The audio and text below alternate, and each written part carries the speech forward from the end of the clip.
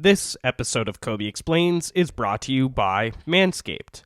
Get your dad a Father's Day gift he'll love at manscaped.com and use the promo code Kobe to get 20% off your order. Europe is home to some of the oldest, most storied airlines on Earth. The likes of British Airways, KLM, and Air France have been around for more than half a century and maintain a steady dominance in the region. But even so, there's no European airline that cemented itself more in the cultural zeitgeist than Ryanair. The Irish carrier didn't pioneer low-cost travel, but they've certainly mastered it, offering rock-bottom ticket prices that are truly hard to ignore and even harder to resist. For decades, the carrier has remained untouched as the king of European budget travel. But that's about to change, with an overlooked competitor coming for its crown. And the scary thing for Ryanair is that this competitor has a very real shot of knocking it off its throne. Let me explain.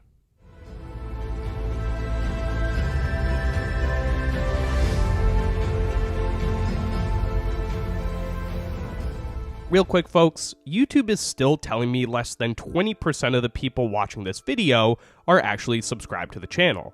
So make sure you hit that button and bell so we can build the absolute best community in aviation together. Now, the airline that we're talking about, the one who could finally unseat Ryanair, is Wizz. Backed by the famed Indigo partners, Wizz Air first began operations in 2003. It started off by connecting its home base in Hungary to many large Western European cities. And they did so in a very Ryanair-esque way. Go to Wizz's website and you can find fares from Bucharest to Pisa for €10 or from Sofia to Lisbon for 20. But while Wizz has long mimicked the Ryanair model, they haven't posed a real threat until recently. For much of its early years, Wizz remained siloed in the Baltic states, leaving Ryanair to dominate all across Western Europe. But in 2017, that began to change. It was in that year that Monarch, a British leisure airline, went belly up. When it did, it vacated several dozen slots at London's Luton Airport.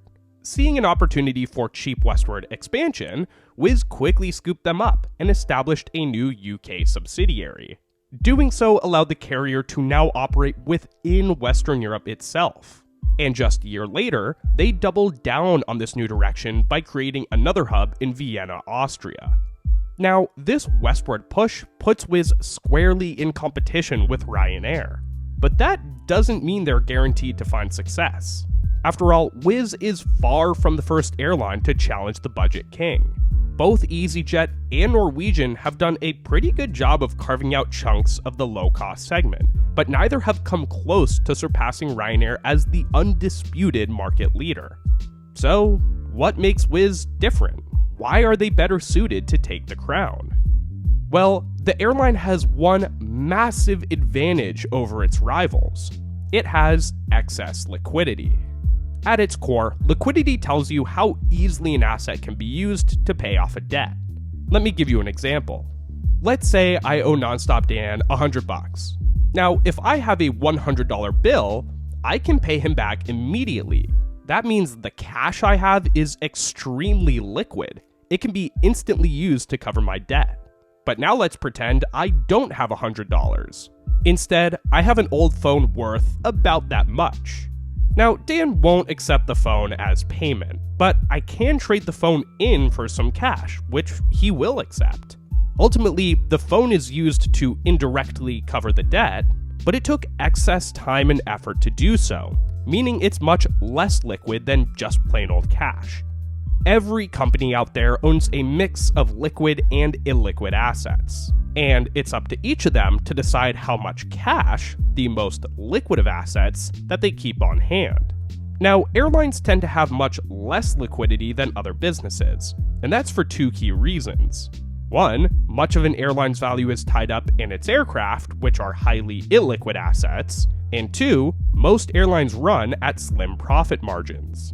Ultimately, this prevents them from keeping large amounts of cash on hand.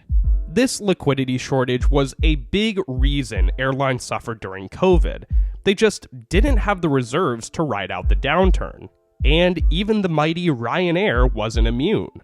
The carrier took drastic steps to stretch the little cash it did have on hand as far as it could.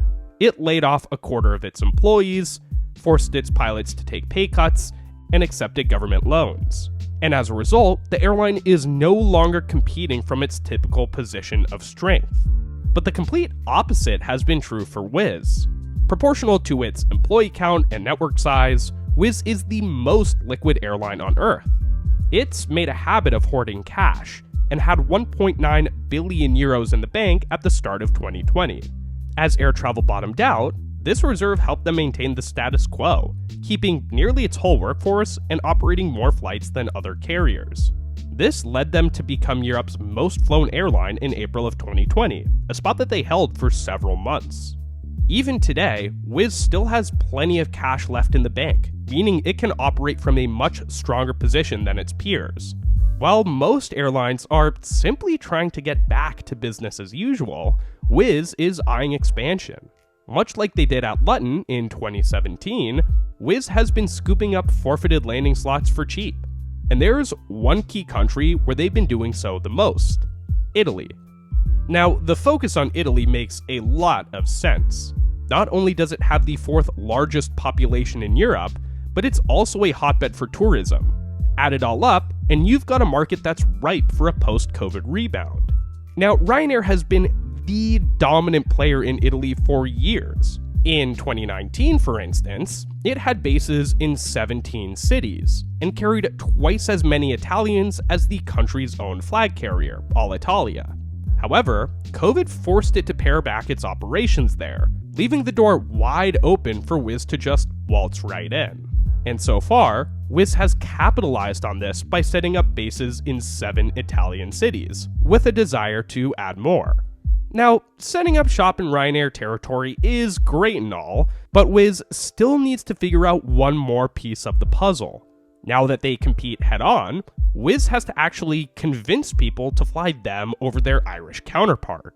Now, the best way to do this is by undercutting Ryanair on fare price, but this might seem like an impossible task. Both airlines already offer rides for crazy cheap, so how much lower can they realistically go?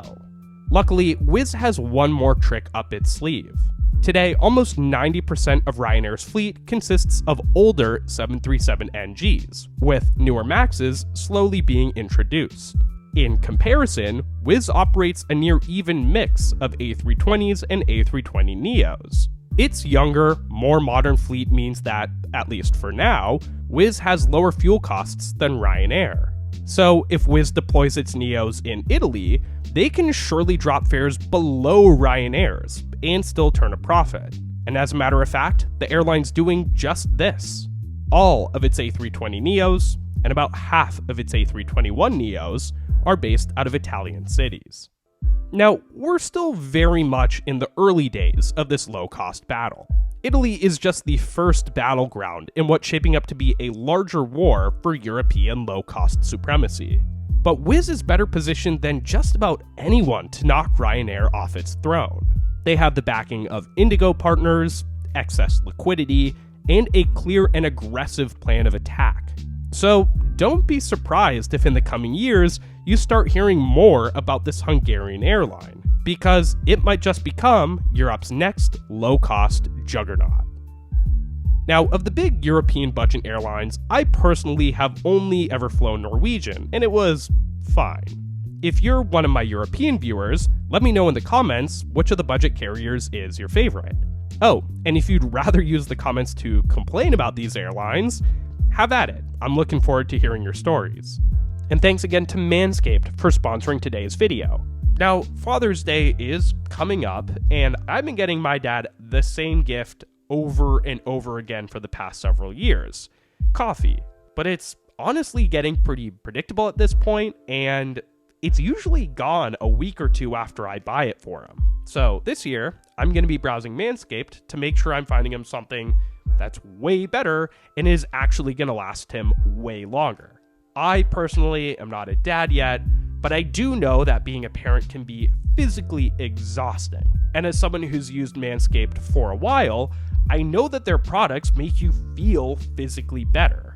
From their Lawnmower 4.0 trimmers, to their fragrances and deodorants, to their breathable boxers, Manscaped is the one-stop shop for everything men's grooming. And if you use the promo code KOBE at checkout, you can save 20% on your order, plus earn free shipping so that your Father's Day doesn't break the bank. So head to the link in the description to check it out. And thanks again to Manscaped for sponsoring today's video. Thank you so much to my patrons for helping to make this video possible. If you like what I do and want to help this channel to grow, please check out this link right here. And as always, if you learned something new today, leave a like and subscribe to keep learning. And until I see you again, don't forget to look up.